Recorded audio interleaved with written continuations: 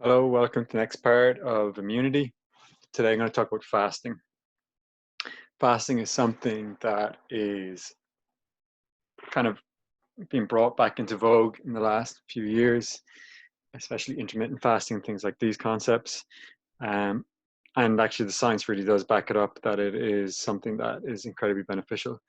The reason I say back into vogue is because traditionally, across many cultures, many religions, fasting is something that's been practiced practiced quite intimately.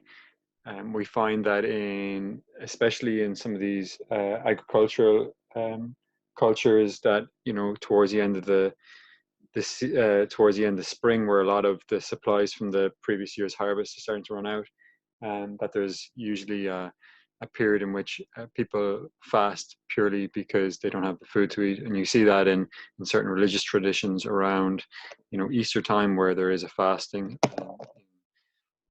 In the story of Jesus, he also fasted for those 40 days in the desert.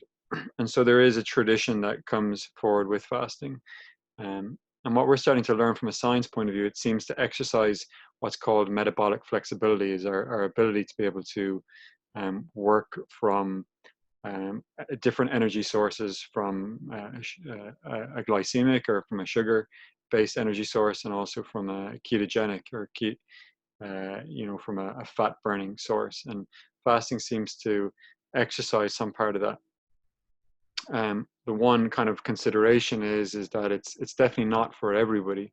Um, and one of the biggest populations who wouldn't be recommended to do fasting is anybody who's had hypoglycemic events in the past. That would be something that, and hypoglycemic basically means incidents when your blood sugar drops off really low, and that can put you into what's called a hypoglycemic coma, and it's a very serious incidence. And so if that's part of your history, then fasting would not be a consideration for you unless you were talking to a practitioner.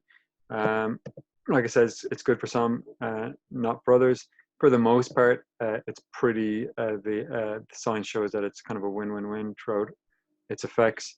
One of the big things is free radicals, which are kind of pretty damaging molecules in our body, which it's got a remarkable way of being able to reduce those free radicals in our bodies.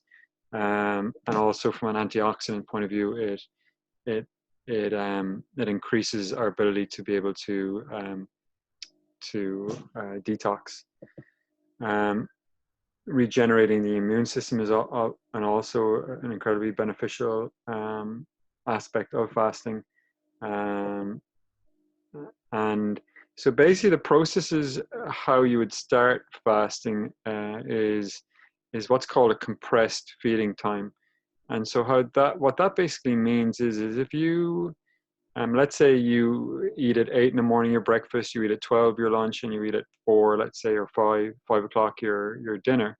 And compressed basically would mean that um, that would mean between, let's say, 5 o'clock after your last meal, your dinner, and 8 o'clock the next morning, there's something like maybe 13 hours or something where you're not eating at all. And so compression would be to start off, you'd make your last meal instead of 5 p.m., bring it back to 4 p.m.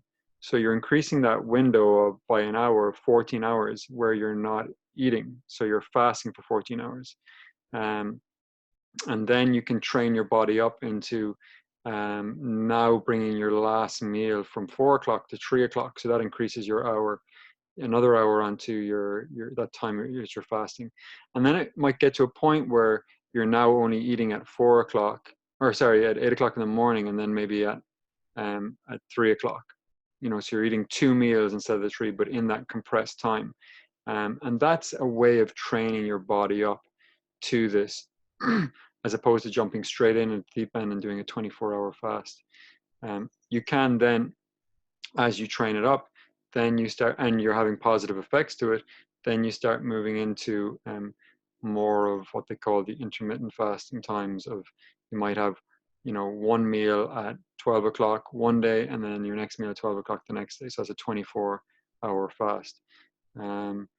So in terms of the evidence and the research behind this. This shows us all the really good benefits. So it reduces the number of circulating monocytes, which are those white blood cells in health. So it's reducing your white blood cell count in the healthy human and mice. So perhaps decreasing those levels of infection or the immunoglobulins or the inflammation in our body. And that's what it goes on and says here. So the inflammatory activity.